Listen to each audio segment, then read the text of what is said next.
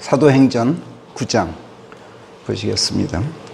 사도행전 9장 1절로 9절까지 우리 한 목소리로 낭독하십시다.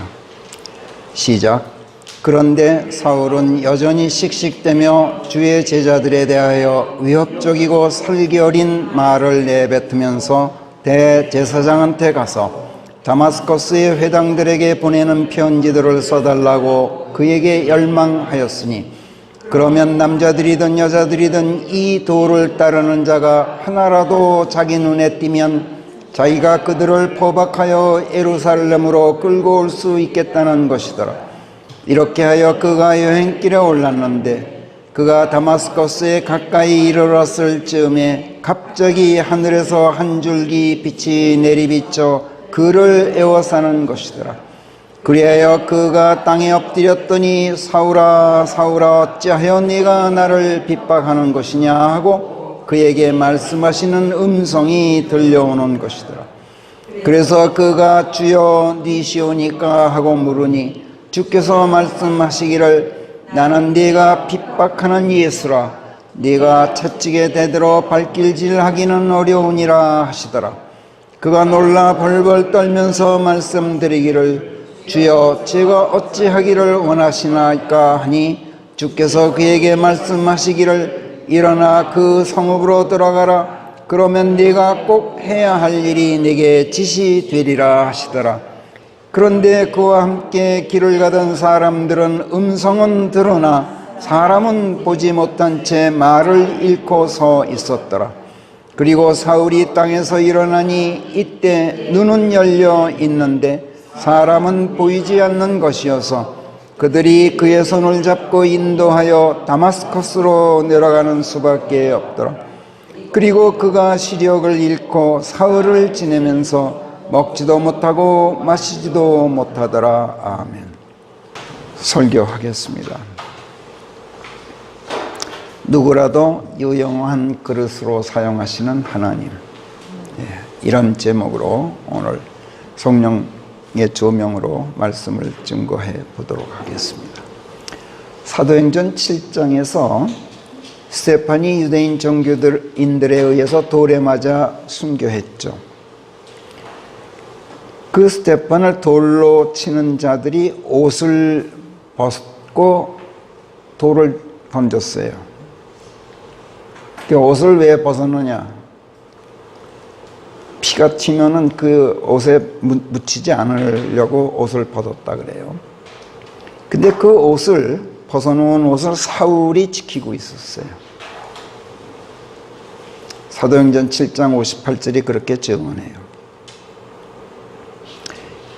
이것은 사울이 스데판의 처형을 방관하고 있는 정도가 아니었음을 말해요. 8장 1절에 보면 사울이 스데판의 처형에 찬동하고 있었다 이렇게 증언합니다. 대체 왜 그랬을까? 유대 종교의 전통적 권위에 도전해오는 그리스도의 복음, 그리고 그 복음을 받아들인 사람들이 일으키는 새 바람, 이것이 유대 종교의 전통적 가치를 무너뜨림으로써 당시 사회에 막대한 해를 끼친다고 생각했기 때문이라고 보는 것이 일반적인 견해입니다. 요즘 말로 하자면 보수 세력이 진보 세력에게 위협을 느꼈다는 것이죠. 보수 세력이 수호하는 전통적 가치를 진보 세력이 새로운 가치를 내걸고 도전해옴으로써 그 물결이 기성사회의 전통적 가치와 질서 유지에 막대한 해를 끼친다고 생각했다는 거예요. 이게 일반적인 견해입니다. 그래서 그들을 매우 위험한 세력으로 여기고 이것을 극도로 경계한 나머지 그 새로운 물결을 막으려는 보수 세력의 대열에 바울이 가담했다는 것이죠. 이렇게들 설명해요. 피상적으로 보면은 그럴듯한 설명입니다. 정치, 경제, 사회, 종교, 문화, 학문 모든 분야가 다 그렇습니다.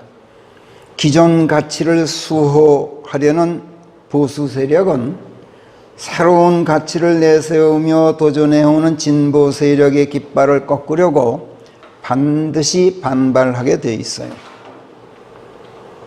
종교계가 특히 그래요. 우리는 이것을 오늘날 우리나라에서 정치계에서 보고 있습니다만 사실은 보수와 진보 진영 간의 갈등은 종교 분야가 훨씬 그 갈등의 골이 깊고 농도도 진하고 또 그 현상이 아주 참혹할 정도로 투쟁을 해요. 당시 유대 종교 세력과 그에 동조한 바울, 그렇다면 일반적으로 앞에서 설명한 것처럼 과연 그래서 그리스도의 복음에 그들이 반발하고 그리스도인들을 박해하고 나왔던 것일까? 만약 그게 사실이었다면 보수 세력인 유대 종교 측에서는 그리스도의 복음이 어째서 전통적 가치와 기성질서 유지에 해로운지, 어째서 교리적으로 그것이 불건전하고 위험한지, 어째서 전통적 교리에 어긋나는지 이걸 조목조목 따지면서 아주 지적이고 논리적인 이유를 제시하고 나왔어야만 해요. 이거는 모든 분야가 다 똑같아요. 너희는 이래서 틀렸다. 왜? 조목조목 아주 논리적인 이유를 제시할 수 있어야 돼요. 그런데 이상하게도 당시 그들은 전혀 그러지를 않았어요. 그들은 스데반의 설교를 듣고 누구도 그 교리의 부당성을 찾아내려고도 하지 않았고 찾아내지도 못했어요. 누구도 뭐가 틀렸다고 지적하지를 못했어요. 그들은 단지 스데반의 설교를 듣자 심장이 찢어질 듯이 속이 뒤집혔다. 그래서 그들이 스데반을 두고 이를 갈았다. 이렇게 사도행전 7장 54절이 증언하고 있어요. 요건데 감정적인 반발만 표출하고 있었지 누구도 이성적으로 대응하고 나오지 않았다는 얘기예요.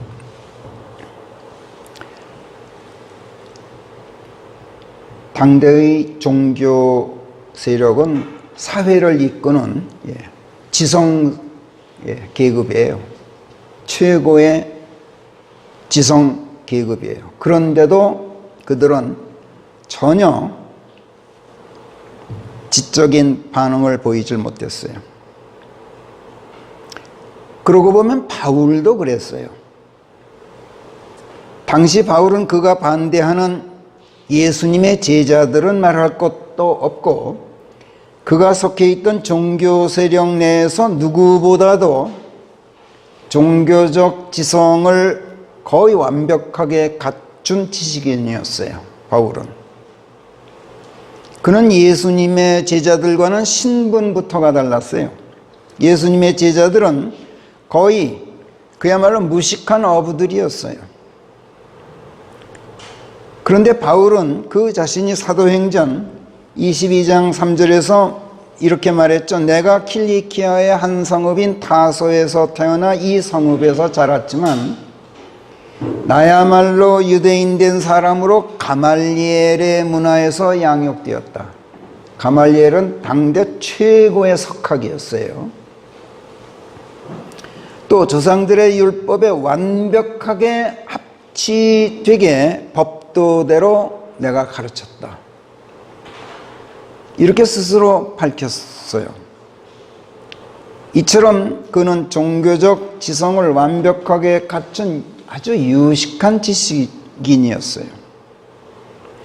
사도행전 26장에서는 그가 아그리파 왕 앞에서 자기 자신을 변호하면서 이렇게 말해요. 예루살렘에서 처음 내 동포들과 함께 하였던 내 청년 시절부터 보면 내 생활 태도, 그것은 모든 유대인들이 알고 있습니다. 그래서 그들이 만약 나에 대해서 증언할 마음만 있다면 내가 바리새인으로 살면서 우리 종교 중에서 가장 엄격한 종파를 추종하였다는 것을 증언해 줄 겁니다. 이렇게 말할 만큼 자기 자신의 종교적 지성 또 도덕적 엄격성에 자신만만해 했어요. 갈라디아서 1장 14절에서는 자기가 지난날 유대인들의 종교에 있어서는 내 동포 중 수많은 내 또래들이 따라올 수 없이 이롭도록 하였다. 또 내 조상들의 전통이라면 한층 더 극성스럽게 열정적이었다. 이렇게 수레했을 만큼 종교적 리더십에 있어서도 그는 누구보다도 출중하였음을 스스로 간증을 했어요.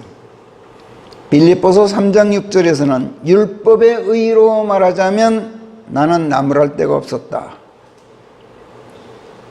당대에 이렇게 말할 수 있는 사람은 누구도 없었어요. 이렇게 말할 만큼 그는 구약 성경에 대한 지식, 그때는 구약 성경밖에 없었으니까 성경에 대한 지식과 실천적인 행동에 흠이 없는 사람이었어요. 그런데도 바울은 베드로나 스데판의 설교에 조목조목 교리적으로 따지고 합리적으로 반박해오지 못했어요. 단지 감정적으로 부하가 나서 씩씩거리면서 덮어놓고 으름장만 놓는 종교 지도자들과 똑같은 태도를 보였어요. 당시 종교 지도자들은 사도들을 잡아들여서 예수의 이름으로는 일체 전하지도 말고 가르치지도 말라고 덮어놓고 명령만 했을 뿐 그 어떤 교리적인 반론을 제시하거나 논리적인 설득을 하거나 하는 등 여한 지적 대응도 하지 못했다고 사도행전 5장 18절이 증언하고 있어요. 자, 종교인들의 본디 막무가내니까 그렇다 칩시다. 그렇더라도 바울마저 씩씩대며 위협적이고 살기 어린 말을 내뱉었다. 이렇게 사도행전 9장 1절이 쓰고 있죠. 이렇게 증언하는 것을 보면 사실 이건 거의 불가사의라 할 만큼 이해가 안 가요. 어떻게 바울 같은 사람이 이럴 수 있었을까? 이때의 바울은 우리가 성경에서 발견하는 훗날의 바울과는 전혀 딴판이었어요.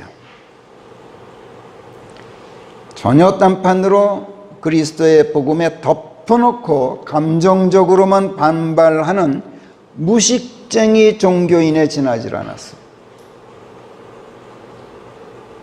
그는 사도행전 7장에서 진행된 스데판의 설교를 분명히 들었어요.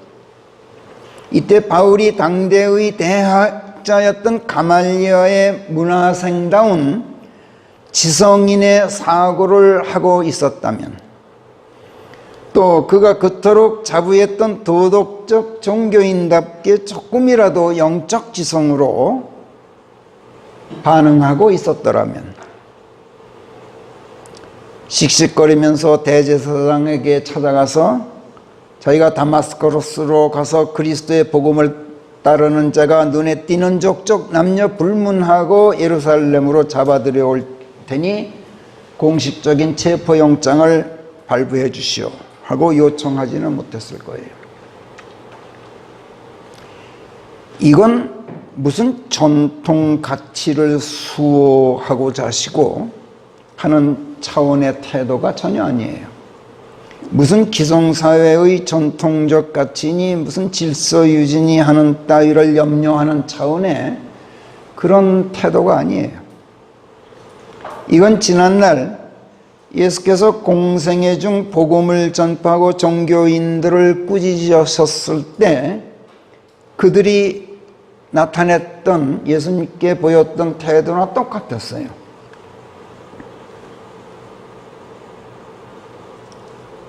자, 그렇다면 우리 인간이 과연 어떤 때 이처럼 비이성적으로 감정적이고 동물적인 반응을 보이게 될까? 이거는 지식인이고 아니고 배우고 못 배웠고의 차이가 아니에요. 아무리 교양이 있고 없고의 문제가 아니에요. 누구든지 어떤 경우에 처하면 이처럼 감정적이고 동물적인 반응을 나타내 보이게 돼 있어요. 어떤 때 그럴까요? 우리 자신을 스스로 들여다보면 대강 짐작이 갈 거예요. 저는 이거를 나한테서 발견하기 위해서 며칠 밤 내가 잠을 제대로 못 잤어요. 오늘 이 설교도 오늘 새벽에 끝냈어요. 인간은 그 무엇보다도 자기 자신의 위선적인 치부가 드러날 때 동물적인 반응을 나타내요. 자기 자신의 위선적인 실체가 드러나면 사람은 누구나 이처럼 감정적으로 반발하고 분노하면서 펄펄 뛰게 돼 있어요. 다른 어떤 비행이 드러나면 부인하고 반발하다가도 결국에는 고개를 숙이고 뉘우치는 척이라도 하지만 위선적인 실체가 드러나면 끝까지 부인하고 완강하게 반발해요. 그리고 동물적으로 대들어요. 도둑은 도둑질하는 순간 그 현장에서 붙잡히면 그 자리에서 고개를 숙여요. 그런데 도둑질한 다음 여러 날이 지나고 나서 그 사람에게서 전혀 도둑질할 사람 같지 않은 그런 모습이 나타날 때, 그러니까 위선이죠. 그게 위선적인 모습이죠. 시침이 뚝 떼고 있는 거예요. 그때 과거에 그 도둑질이 탄로가 나서 뒤늦게라도 도둑 혐의를 쓰게 되면 어떻게 되는지 아세요? 그때는 그 도둑이 펄펄 뛰어요. 전혀 아니라고 펄펄 뛰면서 동물적인 반응을 나타내요. 종교인들이 특히 그래요. 정치인들은 자신들의 치부가 드러나면 처음에는 반발하다가도 정치 생명을 생각해서라도 결국 잘못을 뉘우치는 척이라도 하게 돼 있어요. 요즘 우리가 그런 걸 많이 보고 있잖아요. TV에서. 문학의 사람들도 그렇고 연예계 사람들도 그런 걸 우리가 보고 있어요. 그들은 자기네 밥줄을 생각해서라도 자신의 그 치부가 드러나면, 위선적인 그 실체가 드러나면 고개를 숙일 줄 알아요. 그런데 종교인들은 절대로 그러지를 못해요. 그들은 신자들의 돈을 걷어들여서 많은 돈으로 신문 광고란을 사서라도 자신들의 결백을 변명하는 아주 뻔뻔스러운 성명서를 발표해요. 누구 하나 잘못했다고 뉘우치거나 용서를 빌거나 하는 척도 하질 않아요. 종교인들의 그런 아주 치사스러운 철면피를 우리가 지금 사도행전에서 보고 있어요. 왜 그럴까? 스데반은 그 이유를 그들이 목이 곧고 마음과 귀에 할례되지 못한 자들이어서 그렇다, 이렇게 사도행전 7장 51절에서 진단했어요. 그럼 종교인들이 아닌 일반 사람들은 마음과 귀에 할례되었는가? 그래서 일반 사람들은 목이 곧지 않은 것인가? 그래서 그들은 종교인들보다는 덜 철면피들인 것인가? 그렇지는 않아요.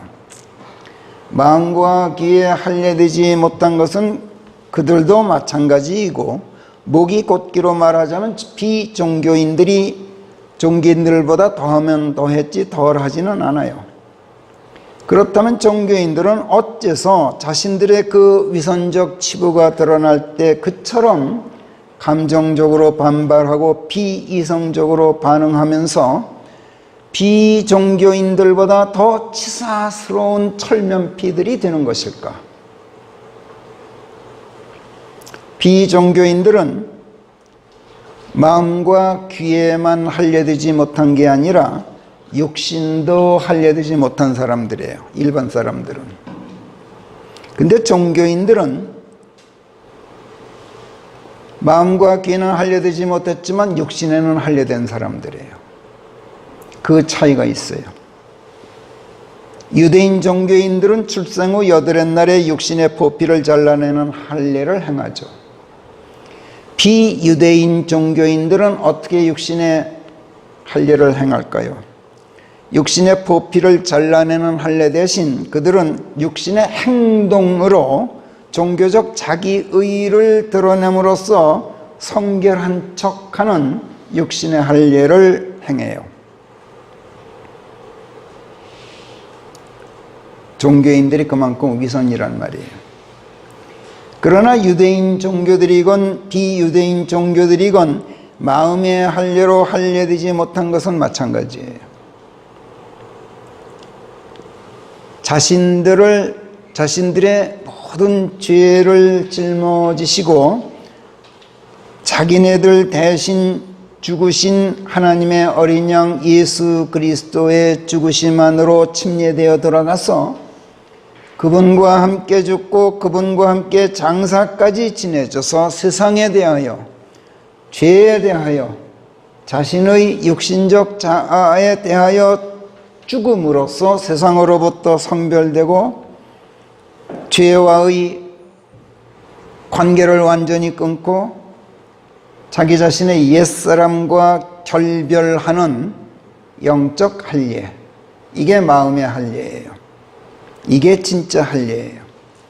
그리고 죽은 자들로부터 다시 일으켜주신 예수 그리스도의 부활의 편성에서 다시 살아 일으켜짐으로써 오직 하나님에 대하여는 영원히 살아있는 새 사람으로 거듭나 있는 것, 이것이 진짜 할례인데, 이런 진짜 할례로 그들이 할례되지는 못했어요. 단지 육신의 할례. 이것은 유대인 종교인들이나 비유대인 종교인들이나 다 똑같아요. 그런데 종교인들은 그 육신의 할례를 내세워서 할례되었다고 자부하면서 그것으로 자기네가 성별되었다, 죄와 관계를 끊었다, 육신적 자아로부터 결별했다 하는 척 한단 말이에요. 이게 위선을 불러와요. 오히려 차라리 일반인들처럼 육신적 할례도 못 받았더라면 목이 곧은 건 똑같을지언정 위선은 아니란 말이에요. 위선적인 행동은 안 해요. 그런데 종교인들은 그 바람에 위선을 해요.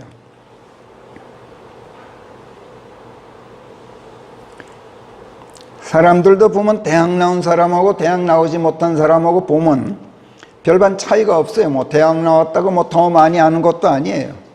더 유식한 것도 아니고 교양이 더 있는 것도 아니더라고. 그런데 대학 나왔다는 것 때문에 대학 나온 유식한 척해요. 일반 사람들은, 대학 못 나온 사람들은 그런 척을 안 하는데 비해서 이게 사람을 위선화시킨단 말이에요. 그들은 마음의 할례, 즉 영적 할례, 진짜 할례로 할례되지 못했기 때문에 육신적 자아가 버젓이 살아 있어요. 그래서 그 육신적 자아로 살고 있는 사람들이에요. 그런데 겉으로는 안 그런 척 한단 말이에요. 육신적 자아로 살고 있다는 게 무슨 뜻입니까? 육신적 자아로 살고 있다는 건 동물적인 자아로 살고 있다는 뜻이에요. 종교인들은 아무리 경건한 척하고 아무리 도덕적인 척하고 아무리 거룩한 척해도 개, 돼지 같은 동물적 자아로 사는 사람들이에요.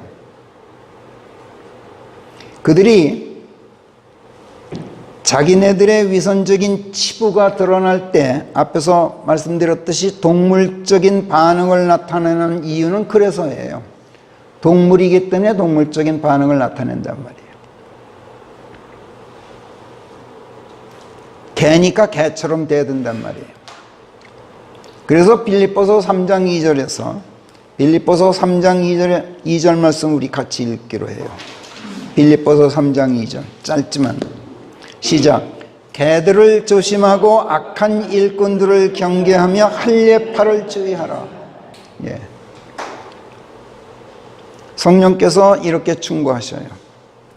마음의 할례가 아니라 할례파란 육신의 할례로만 할례되고서도 마치 세상에서 성별된 척하는 것 하는 사람들,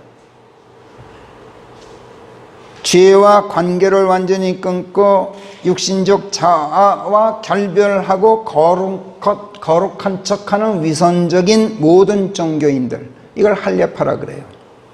근데 성령께서는 그들을 개들이라고 불러서요. 그리고 악한 일꾼들이라고 경고하고 조심하라고 우리에게 충고하고 계셔요. 예수님께서는 마태복음 7장 6절에서 같이 읽어요. 마태복음 7장 6절 시작. 거룩한 것을 개들에게 주지 말고 돼지 앞에 네 진주들을 던지지 말지니 왜? 그것들이 저희 발로 그것들을 짓밟을까 무섭고 되돌아와서는 너희를 찢을까 무섭도다. 이렇게 예수님께서 주의를 주셨어요. 예수님께서도 그러셨고 베드로도 그랬고 스테판도 그랬듯이 종교인들의 위선을 드러내려면 당신은 이게 당신의 이러이러한 것이 거짓된 모습이요 위선이요 하고 우리가 지적하려면 그들에게 성경 말씀들을 들려주고 그 말씀들을 근거로 그 위선을 지적하고 꾸짖어야 돼요. 그들에게 성경 말씀을 들려주는 것, 이게 그들에게 거룩한 것을 주는 거예요. 진주를 던져주는 거예요. 근데 예수님께서 그러지 말라고 그러셨어요. 걔들 암만 성경 말씀 들려줘도 안 돼. 그 거룩한 말씀 던져주지 마라. 그들은 하나님의 말씀들을 주면 그 말씀들을 짓밟기만 하는 게 아니라 그들에게 말씀을 들려주는 너희에게 돌아와서 동물적으로 덤벼들 거야. 그리고 너희를 물고 찢을 거야. 그럴까 무서우니 그들에게 거룩한 것을 주지 말고 진주를 던져주지 말아라. 이게 예수님께서 제시하신 이유였어요. 참 놀라운 말씀이에요, 이건. 그런데 그렇게 말씀하셨는데 그런데 왜 예수님께서는 그들에게 하나님의 말씀을 들려주셨을까? 거룩한 걸 주셨어요. 우리가 보면.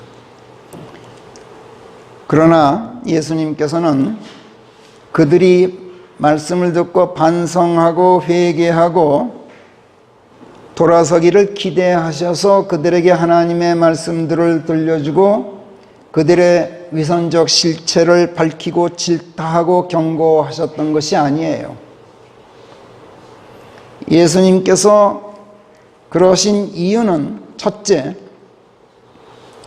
당신께서 하나님의 어린 양으로 오셨기 때문에 그랬어요. 예수님께서는 희생양이 되어 죽으러 오셨어요.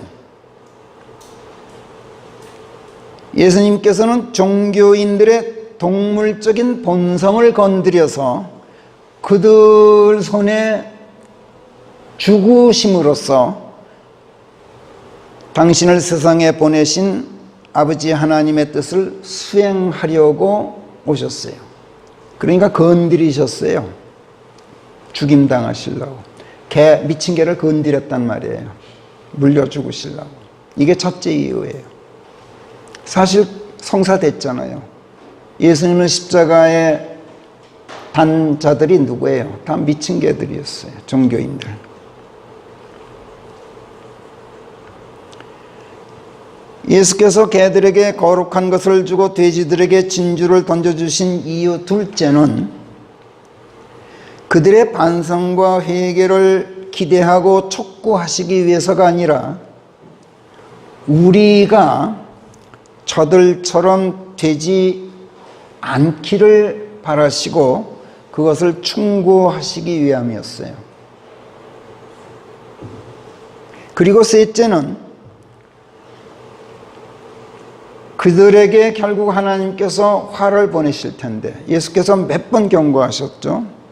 서기관들과 바리새인들아 너희 위선자들아 너희에게 화로다 하고 여러 번에 걸쳐서 하나님께서 화를 보내실 것을 예고하셨는데 그때 그들에게 화를 보내실 때 당신의 정당성을 견지하시기 위함이었어요.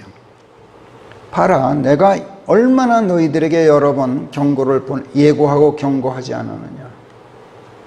지금 와서 너희들 딴소리 하지 말아라. 이렇게 그 정당성을 견지하시기 위해서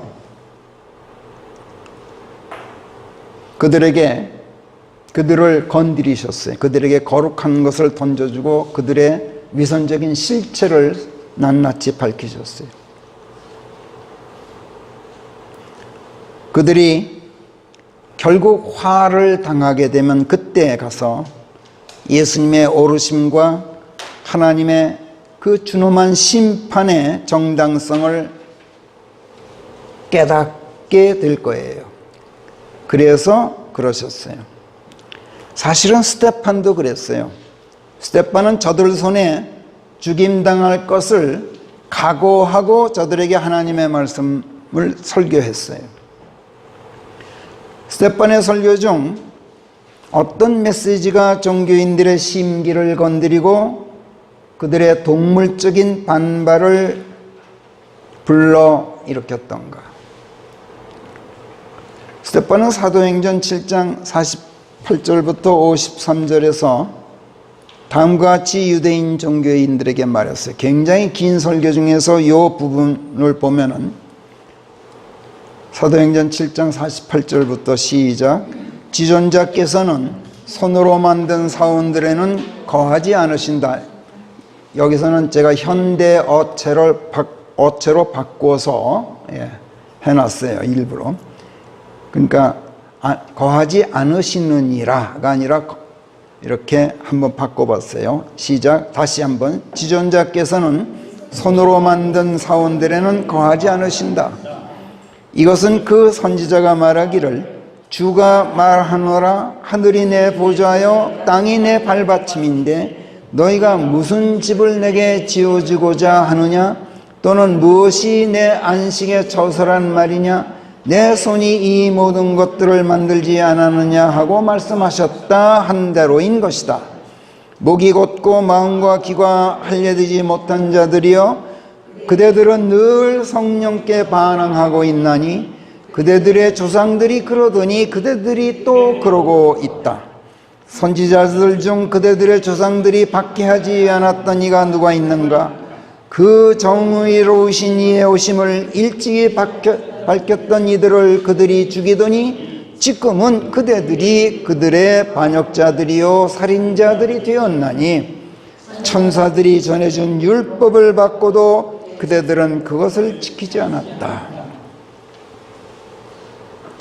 이때 스데반의 이 설교를 듣고 종교인들은 누구 하나 반성하거나 뉘우치고 회개하지 않았어요. 이때 유대인들의 손에 들려있던 성경은 하나님께서 모세를 통해서 그들에게 주신 율법과 선지자들을 통해 주신 구약 성경, 이것이 그들의 손에 들려 있었어요. 그들은 자기네가 그 성경을 고수하고 잘 믿고 있다고 생각했고 그 말씀들을 실천하려고 적어도 노력은 하고 있다고 자부했어요.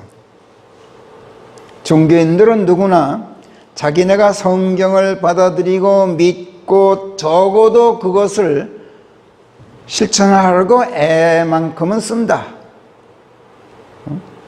그런 정도로 성경의 가치를 자기네들이 수호하고 있다고 생각해요. 나름대로. 그런데 사실은 전혀 그렇지가 않다고 스데반이 설교를 했어요. 정확하게 진단하고 그것을 폭로하고 그 위선을 신랄하게 공박했어요. 너희들 그런 걸로 알고 있는데 전혀 그렇지 않다 너희들. 하늘이 내 보좌여 땅이 내 발받침인데 너희가 무슨 집을 내게 지어주고자 하느냐. 내 손이 이 모든 것들을 만들지 않았느냐 하신 하나님의 말씀을 선지자들이 귀가 따갑도록 너희에게 전해주지 않았느냐. 그렇건만 너희들은 들은 척도 하지 않았다. 너희 손으로 하나님께 의리의리한 사온 건물들을 지어드리려고 애를 쓰고 있지 않느냐. 그게 뭔지 아느냐. 어떻게든 너희 인간의 자기의를 드러내고 사람들 앞에서 너희들의 공덕을 과시하려고 지금 너희가 애를 쓰고 있는 것이다. 이렇게 지적했다는 얘기예요. 그들이 왜 그럴까요? 신을 공손히 섬기는 척하지만 사실은 그것을 사람들에게 보이려고 그래요. 사람들에게 보이려고. 이게 위선이에요. 그들은 자기네 자신의 위세를 사람들 앞에 과시하고 신을 지극정성으로 섬기는 척하는 자기네 자신의 그 신심을 사람들 앞에 내보여서 자신들이 은근슬쩍 그들 위에 군림하려고 그래요. 스데반이 종교인들에게 이것을 폭로했어요. 그리고 그들의 동물적인 본성을 건드렸어요. 예수님과 똑같이.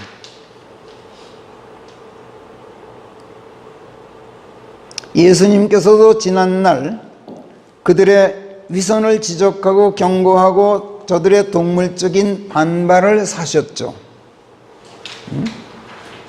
여러 곳에서 그러셨어요. 너희는 적선을 해도 그걸 사람들에게 보이려고,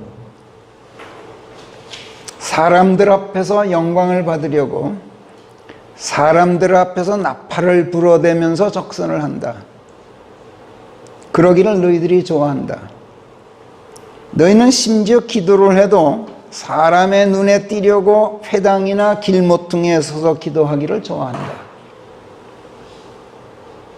너희 금식할 때 보면 얼굴도 안 가꾸고 머리빗질도 하지 않은 채 슬픈 기색을 보이는데 사실은 이거 왜 그러는지 나는 안다. 사람들에게 금식한다는 티를 내려고 그러는 것이다.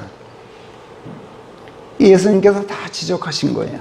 너희는 자신의 눈 속에는 들보가 있는데도 다른 사람들로 내 눈에 티를 내가 뽑아주마 하고 말한다. 너희는 너희 부모가 뭘 갖고 싶어 하면 그거 하나님께 드릴 예물이요 라는 핑계로 너희 부모의 그 바람을 물리쳐버리고 그럼으로써 네 부모를 공경하라 하신 하나님의 계명을 여지없이 짓밟아버린다.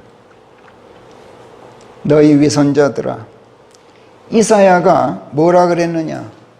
저들이 입으로는 하나님에게 가까이 하고 입술로는 나를 공경하지만 마음은 내게서 멀다. 저들은 하나님의 계명들을 교리로 가르치며 허식으로 하나님을 경배할 따름이다. 이렇게 이사야가 말했는데 이게 누굴 두고 한 말이냐? 너희 위선자들을 두고 한 말이다. 너희는 무겁고 짊어지기 힘든 짐을 사람들의 어깨 위에 올려놓으면서 너희 자신은 손가락 하나 까딱 않는다. 너희는 사람들에게 보이려고 성구함을 큼직하게 만들어 목에 걸고 근엄한 제의를 걸쳐 입기를 좋아하고 잔치자리에서는 제일 윗자리에 앉기 좋아하고 회당에서는 수장자리를 사랑한다. 저작거리에서 인사받기 좋아하고 랍비님 랍비님 소리 듣기를 사랑한다. 너희 종교인들아, 너희 위선자들에게 화로다. 이는 너희가 하늘의 왕국을 닫기 때문이다.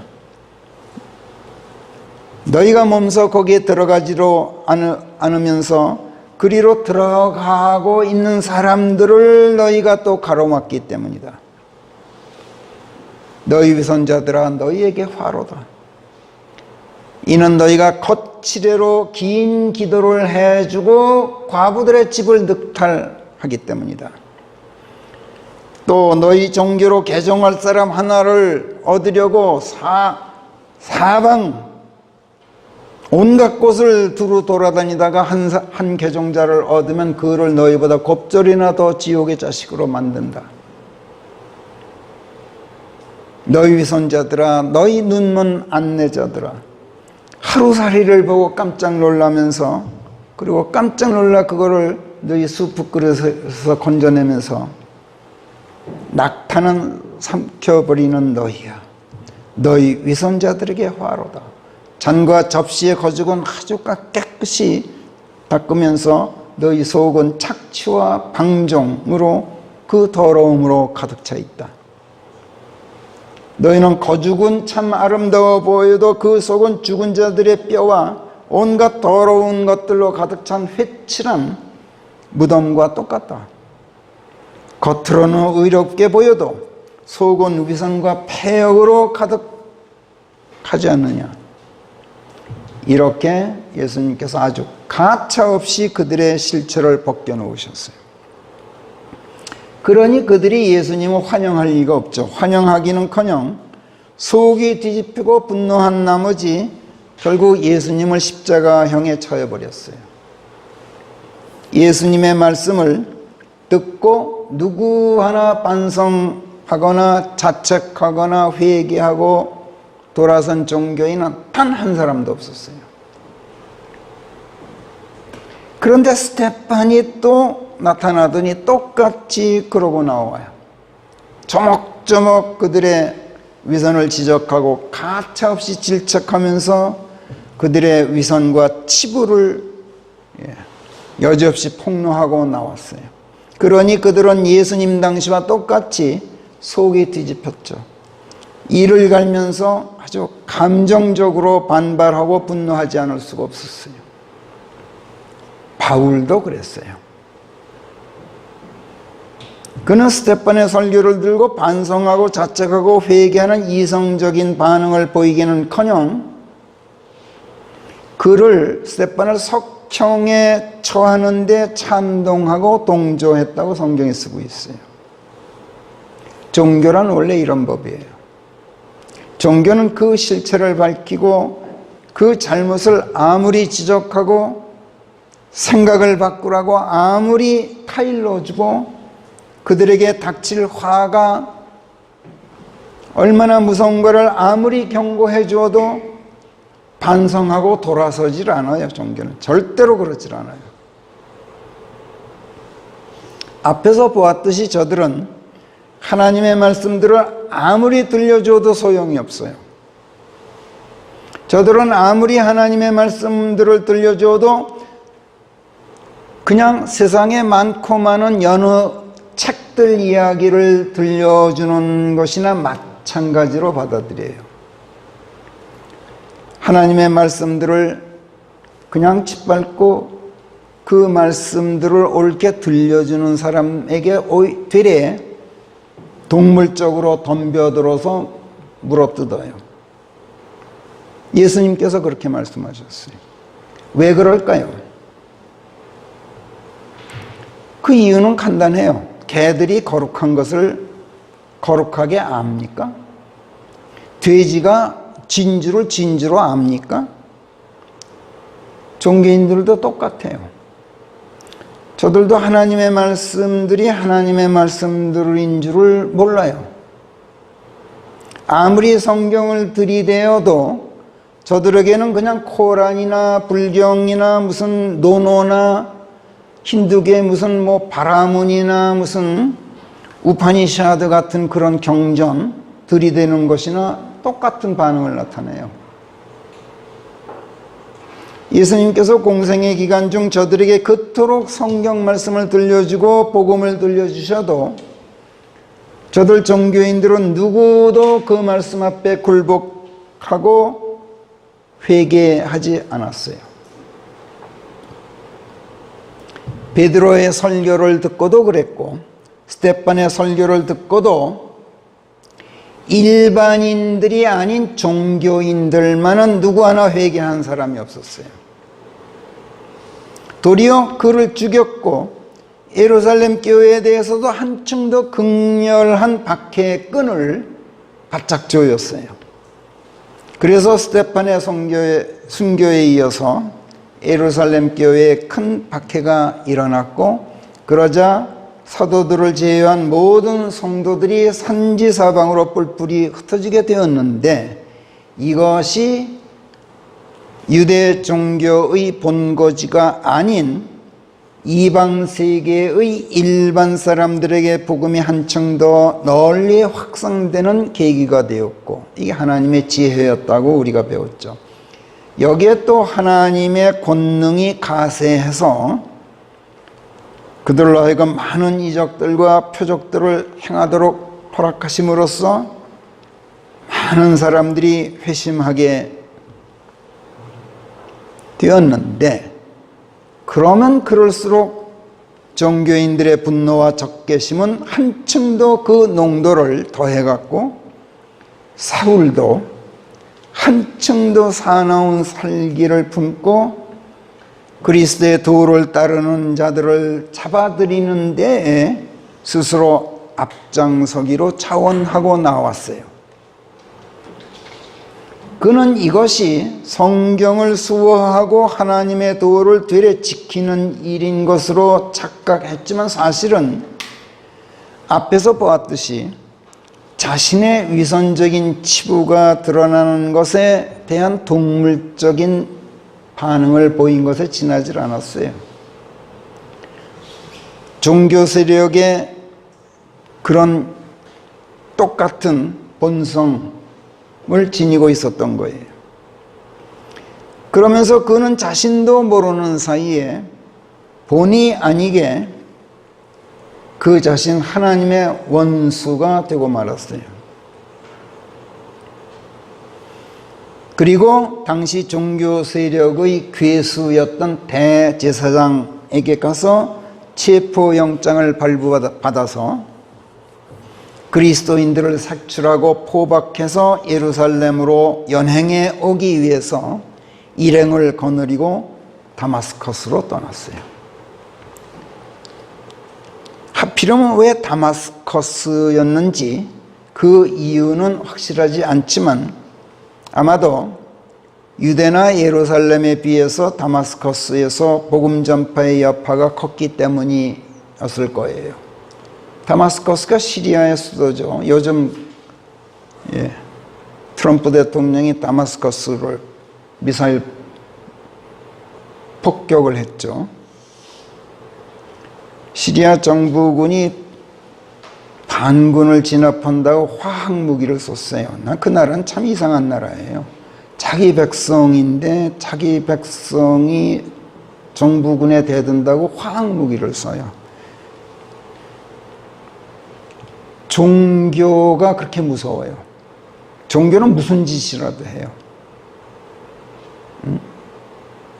솔직히 말해서 김정은도 못해요, 그거는. 근데 그들은 해요, 그런 짓을.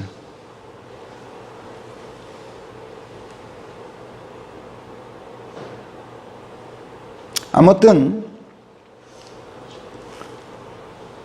그리스도의 복음을 따르는 자들을 잡아들이기 위해서 예루살렘의 종교 세력이 바울 일행을 다마스커스로 떠나 보냈어요. 사도들이 그들에게 그토록 진지하게 들려준 성경 말씀들이 아무 소용이 없었어요. 자, 그렇다면 예수님께서도 말씀하셨듯이 거룩한 것을 개들에게 주지 말라. 대체 저들을 우리가 어떻게 해야 좋을까요? 개들이니까 거룩한 것을 주지 말고 돼지들이니까 진주를 던져주지 말아야 옳은 것인가? 종교인들이니까 그냥 멸망으로 들어가게 내버려 두는 것이 능사인가? 그렇다면 예수님께서는 어째서 사울에게 나타나셨던 것일까? 이율배반 아니에요? 앞뒤가 맞질 않아요. 예수님께서는 하늘로부터 내리비치는 한 줄기 빛으로 나타나서 그를 에워싸셨어요. 그리고 당신의 모습을 생생하게 보여주지는 않으셨지만 빛 가운데서 음성으로 당신의 살아계심을 피부로 느낄 수 있게 해주셨어요. 사울아, 사울아, 어찌하여 네가 나를 핍박하느냐. 그래서 사울은 그분의 모습을 보지는 못했지만 음성으로 그분과 조우하게 되었고 그분의 살아계심을 음성으로 확인하게 되었어요.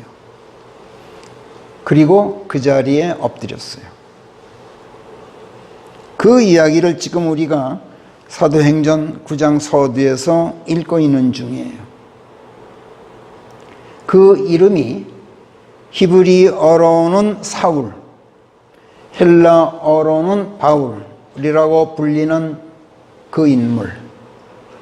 2000년 역사상 가장 신실한 그리스도인이었고 가장 활발히 활동했던 복음 전도자였으며 또 가장 충성스러운 대사도였던 바울. 그가 예수 그리스도를 생애 최초로 조우하게 되었을 때 그는 그 자신의 관점에서는 하나님의 도를 지키는 수호자로서 대단히 충성스러운 하나님의 종이라고 스스로 자부했을지 몰라요. 그런데 하나님의 입장에서는 예수 그리스도의 대적자요 복음 전파를 가로막는 최대의 방해꾼이었어요. 그는 거룩한 것을 거룩한 것으로 알지 못하는 개였고 진주를 진주인 줄 모르는 돼지였어요. 스테판이 지적한 대로 목이 곧고 마음과 귀에 할례되지 못한 종교인의 아주 전형이었어요. 그래서 그에게 아무리 하나님의 말씀을 들려주고 복음을 들려줘도 소용이 없었고 자신의 위선을 지적하고 치부를 들춰내 보여주어도 감정적이고 동물적인 반응만 나타낼 뿐 조금도 깨닫거나 반성하거나 회개하고 돌아서기를 기대할 수 없는 그런 인물이었어요. 그런데 그가 예수님의 음성을 듣고 그 자리에 엎드렸어요. 어떻게 이런 일이 일어날 수 있었을까? 오늘 성령께서는 우리에게 이것을 주목하고 깊이 생각해 보도록 인도하고 계셔요. 그에게 나타나신 예수님, 모습을 나타내 보여주지는 않으셨지만 생생한 음성으로 다가가신 예수님, 그분께서 사울에게 던지신 말씀 첫 마디가 무엇이었죠? 사울아, 사울아, 어찌하여 네가 나를 핍박하는 것이냐? 이 말씀이었어요. 이 말씀에 살기등등 했던 사울이 그 자리에서 압도되고 말았어요. 자기가 그리스도인들을 핍박한 것을 뉘우친 것도 아니고 그리스도인들을 박해한 것이 곧 예수님을 박해한 것이었구나 하고 그걸 깨닫고 그것을 반성하고 회개한 것도 전혀 아니에요. 예수님께서 그에게 하나님의 말씀을 들려주신 것도 아니에요. 복음을 들려주신 것도 아니에요. 예수님께서는 단지 사울아, 사울아, 어찌하여 내가 나를 핍박하느냐 하고 추궁하셨을 뿐이에요. 이 추궁의 사울이 양심의 가책을 느꼈느냐? 그것도 아니에요. 그냥 그 음성을 듣고 뭐라 그랬어요? 주여, 니시오니까 하고 물었어요. 여기서 바울은 아까도 말씀드렸습니다만 예수님이 예수님인 것을 알고 그분을 주여 하고 부른 게 아니에요. 그는 예수님이 예수님인 줄을 몰랐기 때문에 예수님께 니십니까? 하고 물었어요. 그런데 그만 자기도 모르는 사이에 그분을 주여 하고 불렀어요. 구약에서는 히브리어로 주를 아도나이라고 그래요. 아도나이. 신약에서는 헬라어로 쿠리오스라고 불러요. 주.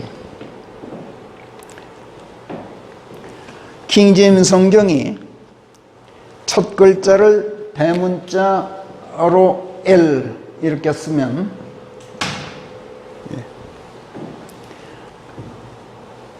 또 우리 역변에서도 이것을 고딕체로 그냥 이렇게 쓰지 않고 이렇게 고딕체로 써요.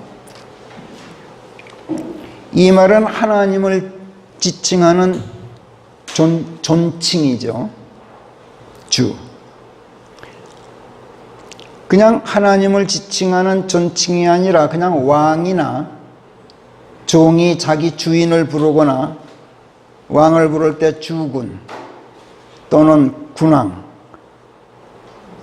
또는 상대방을 높여서 주라고 부를 때가 있죠. 이럴 때는 아도나이가 아니라 아돈이라고 히브리 말로는 그래요. 근데 헬라어는 똑같이 쿠리오스예요.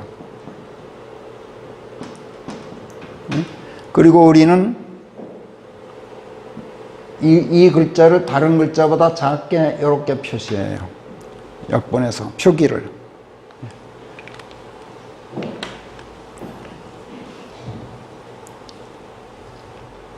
근데 바울이 주여 하고 불렀을 때 그 주여를 킹제임스 성경은 이렇게 쓰고 있어요. 고딕체로 쓰고 있어요. 아도나이요, 쿠리오스 시오라고 쓰고 있는데 이거를 종이 주인을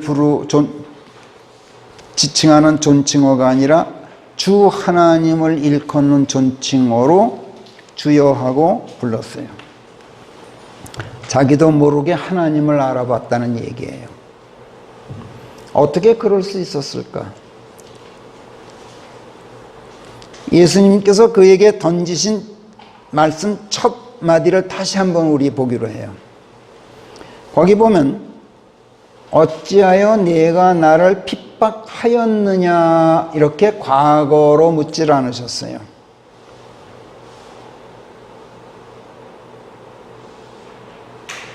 어째요 네가 나를 핍박하느냐 현재형으로 물으셨어요. 바울이 니십니까 하고 물었을 때도 나는 네가 핍박한 예수라 이렇게 대답하지 않으시고 네가 지금 핍박하고 있는 예수다 이렇게 말씀하셨어요. 네가 핍박했던 예수다가 아니라 네가 지금 핍박하고 있는 예수다. 과거가 아니라 지금 네가 핍박하고 있다 나를 이렇게 말씀하셨단 말이에요. 이게 뭘 의미할까요? 예수께서는 지난날 살아계셨던 것만이 아니라 지금 살아계심을 웅변적으로 지금 표현하고 계신 거예요. 너희들이 나를 십자가형에 처해서 죽였지. 그래서 내가 죽어서 없어진 줄 알았지. 근데 지금 네가 나를 핍박하고 있어. 나 안 죽었다. 이렇게 버젓이 살아있다. 당신의 살아계심을 보여주셨던 거예요. 지난달 저들이 자기네 손으로 십자가에 달아 처형했기 때문에 죽으신 것이 분명한데 지금 살아계신단 말이야. 게다가 그냥 음성만 들렸습니까? 그랬더라면 그냥 환청을 들은 정도로 여겼을지도 모르죠. 그렇지만 갑자기 하늘에서 한 줄기 빛이 내리 비쳐서 바울을 에워쌌어요. 빛은 사람들의 생명이다라고 예수님께서 말씀하셨어요. 거기 요한복음 1장 4절 한 목소리로 시작. 그분 안에 생명이 있었나니 그 생명이 사람들의 빛이었다. 빛은 생명이에요. 그 다음 또 이어서 요한복음 8장 12절 시작. 나는 세상의 빛이라 나를 따르는 자는 어둠 속에 행하지 않고 생명의 빛을 갖게 되리라. 그 다음에 시편 36편 9절 시작. 생명샘이 주께 있나이다. 저희가 주의 빛 안에서 빛을 보게 되오리다. 생명과 빛을 똑같이 쓰고 있어요. 또 시편 56편 13절 한 목소리로 시작. 주께서 제 혼을 죽음에서 건져주셨는데 제 발이 넘어지는 것을 주께서 구하지 않으시고 제가 하나님 앞에서 산자들의 빛 안에서 행하게 해주시지 않을 리가 있겠습니까? 산자들의 생명 안에서 행하는 것을 산자들의 빛 안에서 행한다. 이렇게 바꿔서 쓰고 있어요. 이처럼 하늘에서 한 줄기 빛이 내리비쳐 사울을 에워쌌다. 이 말은 하늘에서 생명이 내려와서 바울을 에워쌌다는 얘기예요. 생명이 순간적으로 바울을 사로잡고 말았어요. 이것은 예수님의 살아계심, 생명, 그 살아계심을 보여주는 아주 생생한 증거였어요. 그러니까 사울아 사울아 하는 음성도 환청일 수가 없었어요. 게다가 예수께서 그에게 네가 지금 나를 핍박하고 있다 이렇게 말씀하심으로써 당신께서 지금 살아계심을 분명하게 밝히셨어요. 그러자 바울이 그 자리에서 고꾸라졌어요. 예수님의 살아계심, 이것은 종교 세력을 제압하고 종교인들을 압도하는 절대적인 파워예요. 앞에서 예수님께서 거룩한 것을 개들에게 주지 말라. 성경 말씀 암만 기따갑게 들려줘도 소용없어. 오히려 너희들한테 덤벼들어서 너희 물어뜯어. 그러니까 성경 말씀 들려주지 마라 이렇게 말씀하셨는데 예수님의 살아계심 이것만은 그들을 압도하고 무릎 꿇게 하는 절대적인 하나님의 파워예요.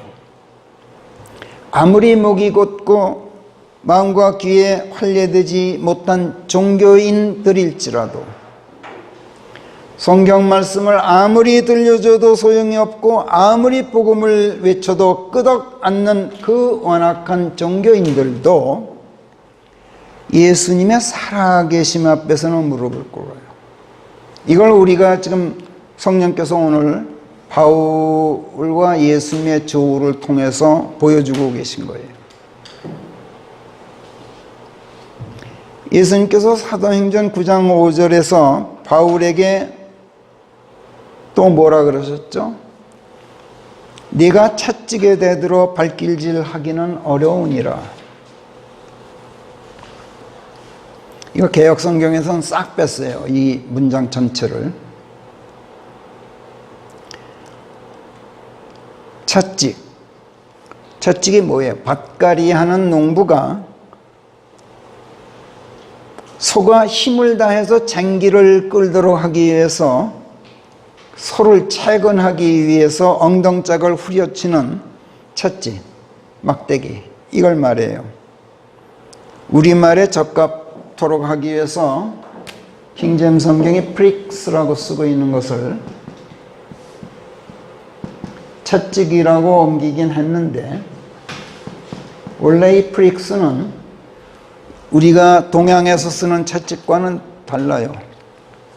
소 엉덩이를 치는 채찍은 그냥 버드나무가지 같은 그냥 가느다란 낭창낭창한 그런 막대기로 그냥 휘청휘청 이렇게 쳐요. 별로 아프게 그렇게 때리는 것 같지도 않아요. 근데 이 프릭스는 서양에서 썼던 또는 중동 지역에서 썼던 이 프릭스는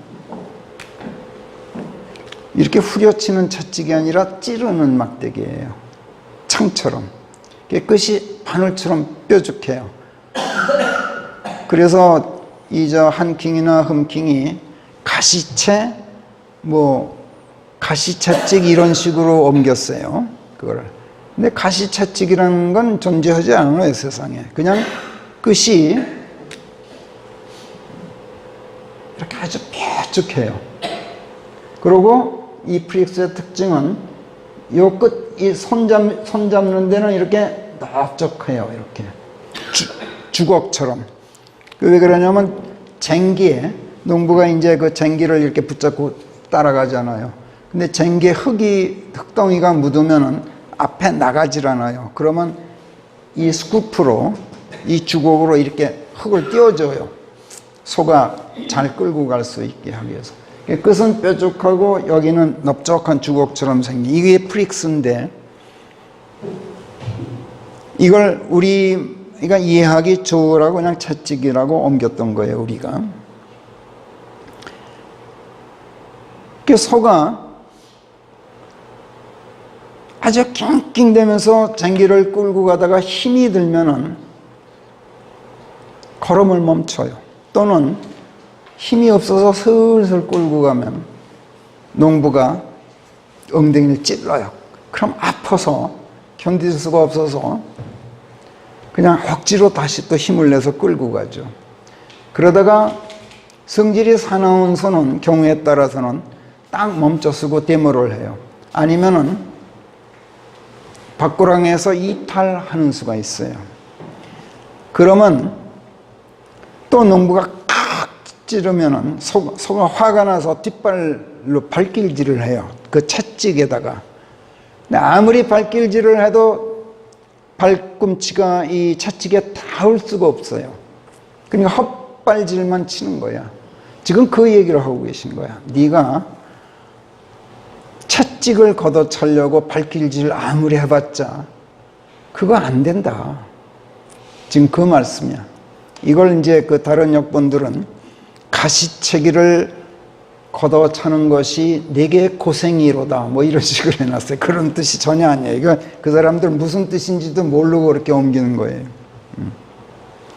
네가 채찍에 대들어서 발길질하기는 어렵다. 그러니까 헛발질하지 말아라. 지금 이 뜻이에요.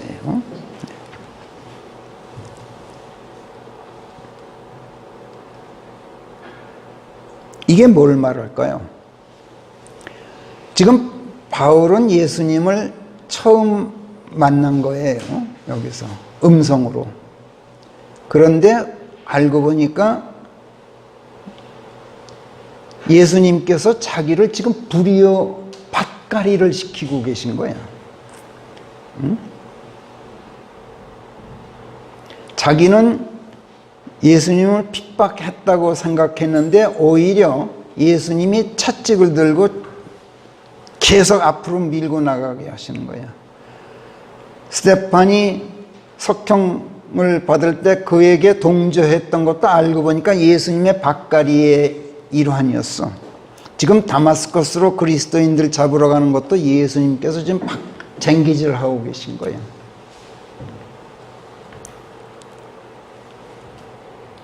그런데 헛발질을 하고 있어, 자기가. 그러지 말라고 예수님께서 경고하신 거예요. 다시 말해서 지금 예수께서는 엄연히 살아 역사하고 계시다는 것을 그에게 보여주고 계신 거예요. 바울이 그분의 살아계심, 이걸 퍼뜩 깨달았어요. 지난날 종교인들이 십자가형에 처해 죽인 것이 분명한데 그분께서 지금 살아계신 거야. 그걸 자기가 피부로 느껴요. 그렇다면 그분께서는 하나님의 아들이심이 분명해요. 하나님의 아들이시면 10번 죽여도 소용없고 100번 십자가에 달아 죽이고 1000번 장사를 지내도 소용없잖아요. 하나님은 죽일 수 있는 분이 아니니까. 아무리 죽여도 하나님은 죽으시는 분이 아니에요. 분명히 죽였는데 살아계시다는 것은 그리스도께서, 예수님께서 하나님의 아들이시라는 확실한 증거인 거예요. 그분이 지금 바울 앞에 나타나셨어요. 그리고 바울은 자기도 모르게 그분께서 하나님이시라는 걸 깨닫고 주여 하고 불렀어요. 그러나 예수께서 그에게 당신의 모습은 보이지 않으셨어요. 단지 음성으로만 당신의 살아계심을 선명하게 보여주셨어요. 말씀만 하신 거예요. 그리고 말씀으로 살아계심을 보여주신 거예요. 모습을 보이지 않으신 이유는 바로 그래서 그래요. 모습을, 살아계신 모습을 만약 보여주셨다면 바울이 그분의 살아계심을 더 확실하게 깨달았을 것 같지만 예수님께서는 그렇게 하지 않으셨어요. 왜 그러지 않으셨을까? 이것은 예수님께서, 당신께서 말씀으로 살아 임하여 계시다는 것을 깨닫도록 하기 위해서 그러셨어요. 지금 예수님께서 지금 모습을 우리 앞에 나타내고 계신다면 우리는 성경을 옛날에 집어 팽개쳤을 거예요. 그렇죠? 아궁에 집어넣었을 거야. 그래서 예수님께서는 지금도 그렇지만 2000년 동안 승천하신 뒤로 그 모습을 나타내 보이고 계시질 않아요. 왜? 말씀을 통해서 당신의 살아계심을 우리가 피부로 느끼게 하시기 위해서 그래요. 그런데 말씀을 들려주시는 게 아니에요. 말씀을 들려주시는 게 아니라 말씀이 역동적으로 살아 역사하고 계시는 당신이고 말씀이 곧 예수님이시라는 것을 사람들이 알게 하시고 그 말씀이 우리를 후려치는 채찍이라는 것을 피부로 깨닫게 하셔요.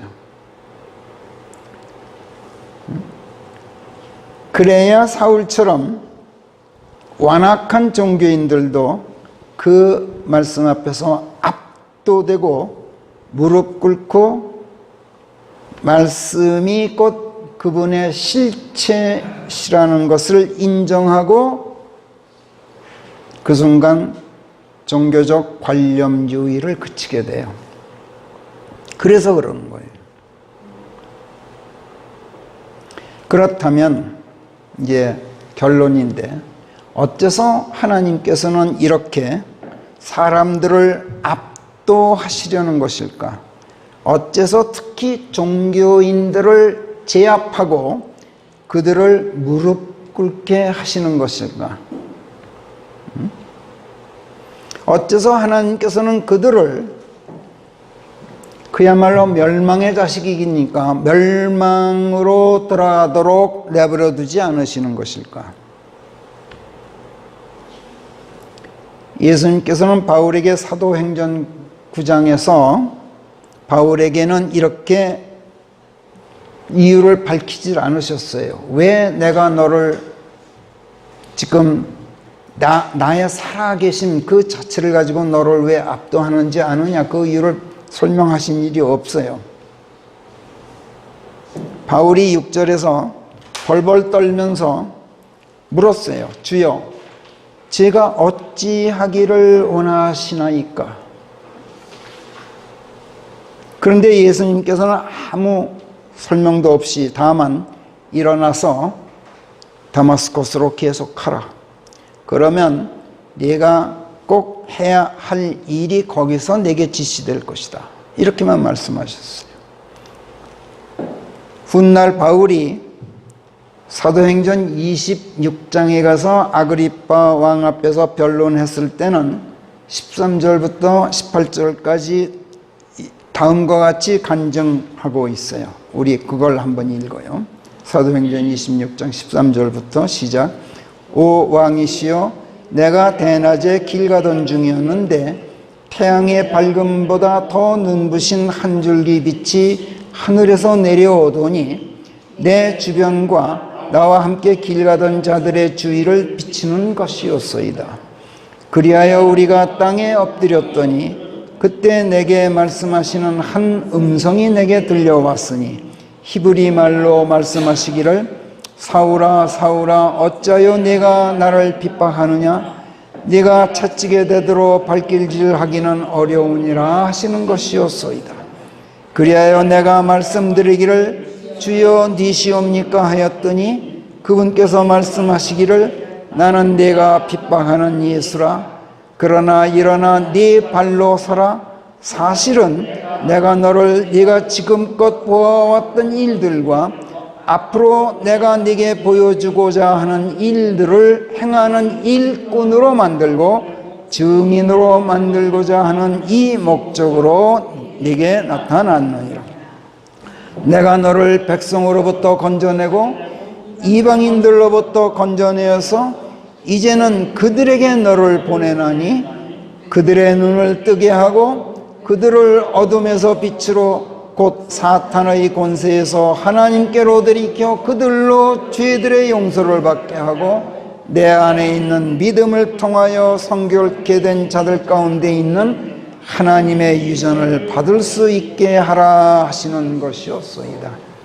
그러니까 예수님께서 굉장히 자상하게 왜 네가 그렇게 완악한 종교인임에도 불구하고 내가 너를 멸망에 처하게 놔두지 않고 너를 제압하고 압도함으로써 네게 나타나 이렇게 했는지 그 목적이 뭐냐, 이걸 쭉 이렇게 설명해 줬습니다 하고 사도행전 26장에서는 간증하고 있는데 9장에서는 전혀 그런 게 없어요. 없이 다마스커스로 그냥 가. 그럼 거기 가면 거기 가서 내가 할 일이 지시될 거야. 이렇게만 말씀하셨어.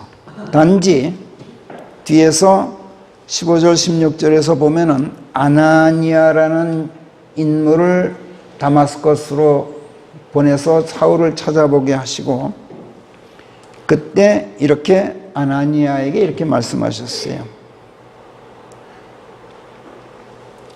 바울이 그가 내게는 이방인들과 군왕들과 이스라엘 자손 앞에서 내 이름을 짊어진 택함 받은 그릇이다. 그래서 그가 내 이름을 위하여 얼마나 큰 일들을 겪지 않으면 안 될지를 내가 그에게 보여주고자 한다. 그러니 그를 찾아가서 이만저만 해라. 이렇게 하고 아나니아를 보내셨죠. 다음 주에 우리가 그걸 공부하게 돼요. 아무튼 하나님께서는 말씀으로 당신의 살아계심을 보이시고 그냥 단순히 말씀을 들려주시는 게 아니에요. 말씀으로 살아계심을 보여주셔요. 그 살아계심으로 바울 같은 지독하게 완악한 종교인들을 압도하고 무릎 꿇게 하시는데 왜? 그들을 사용하시죠. 하나님께서는 누구라도 유용한 그릇으로 사용하셔요.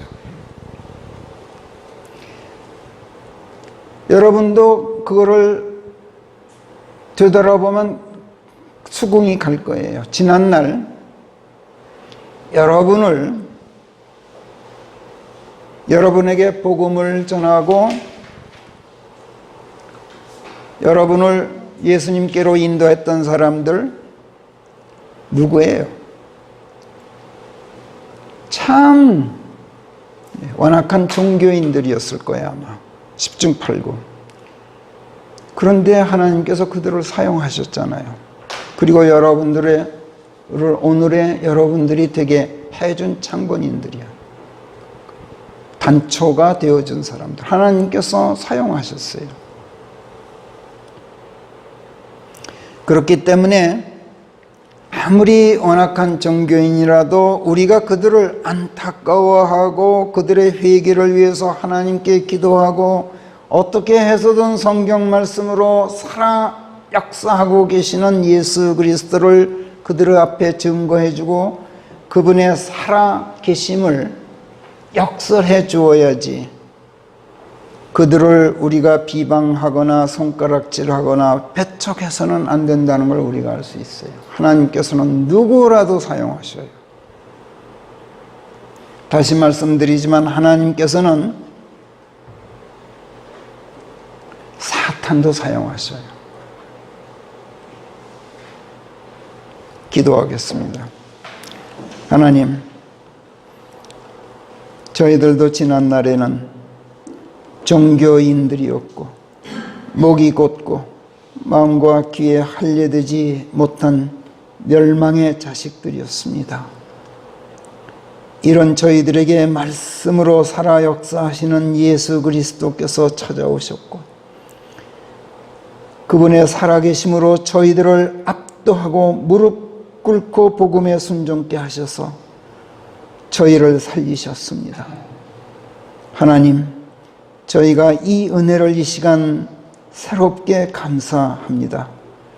이런 은혜를 베푸시고 누구라도 유용한 아버지 하나님의 일꾼들로 사용하시는 하나님을 오늘 저희가 새롭게 배웠사오니 하나님, 저희도 아버지의 유용한 그릇으로 사용하여 주셔서 저희가 저 완악한 종교인들에게 주 예수 그리스도의 살아계심을 외치고 증거하여 저들을 참다운 그리스도 신앙의 대열에 합류하도록 이끌어서 아버지 하나님을 영화롭게 해드릴 수 있게 되기를 원합니다.